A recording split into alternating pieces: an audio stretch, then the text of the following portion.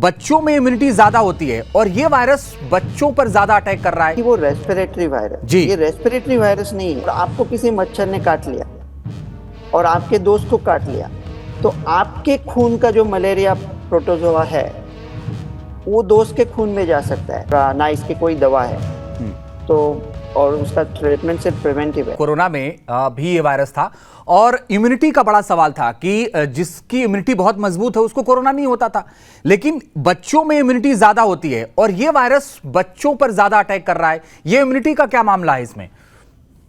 आपने पहली बात की वो रेस्पिरेटरी वायरस, जी। ये रेस्पिरेटरी वायरस नहीं है, ये खून से फैलता है। मतलब एक आदमी को, और वो भी बहुत इंपॉर्टेंट चीज है, अगर आपको मलेरिया है और आपको किसी मच्छर ने काट लिया और आपके दोस्त को काट लिया तो आपके खून का जो मलेरिया प्रोटोजोआ है वो दोस्त के खून में जा सकता है।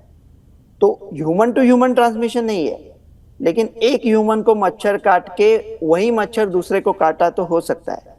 लेकिन चांदीपुरा जैसे वायरस में वो भी नहीं होता कि, क्योंकि जब ह्यूमन में चांदीपुरा वायरस होता है, अभी तो उसके बारे में ज्यादा पता नहीं है, बहुत काफी सारे केसेस नहीं है, लेकिन ह्यूमन में जब चांदीपुरा होता है तो उनके खून में वो वायरस का लेवल उतना बढ़ता नहीं है। तो अगर एक मच्छर एक बच्चे को काट के दूसरे बच्चे को, तो एक बच्चे के खून से एक मच्छर दूसरे बच्चे को नहीं दे सकता, वो जहां से आता है ओरिजिनली वहीं से हो सकते। तो ह्यूमन उसका होस्ट नहीं बन सकते चांदीपुरा जैसा, तो उसका फैलाव होना बहुत मुश्किल है। और दूसरी क्या बात है ना, हम लोग अभी क्या होता है, देखो अभी सबके मन में एक ही खौफ है, कौन सा भी वायरस आया तो हमको मन में कि क्या पैंडेमिक हो जाएगा। तो पैंडेमिक 100 साल में एक बार आता है, और पैंडेमिक होने के लिए डिसीज ऐसा होना चाहिए कि ज्यादा खतरनाक भी ना हो और ज्यादा माइल्ड भी ना हो। ठीक है तो ये जिनको हुआ वो बहुत खतरनाक है।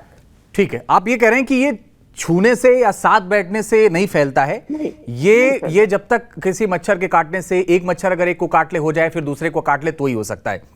मैं आगे बढ़ता हूं सर।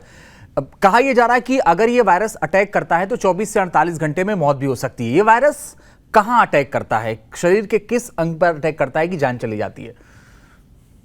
नहीं, वो वायरस एक बार हो गया तो ब्रेन पे अटैक करता है। ओके। इसके वजह से सर दर्द, बुखार आना, ऐसे चीजें हो सकती है। और जब आपको मच्छर काटता है तो अभी देखो वो जो रेत मक्खी होती है ना, अभी एक व्हाट्सएप पे बहुत फैल रहा था 10 दिन पहले कि आप कोकोनट ऑयल लगाए नी के नीचे, क्योंकि वो नी के नीचे काटते हैं। ऐसा नी के नीचे वगैरह काटते कुछ नहीं होता।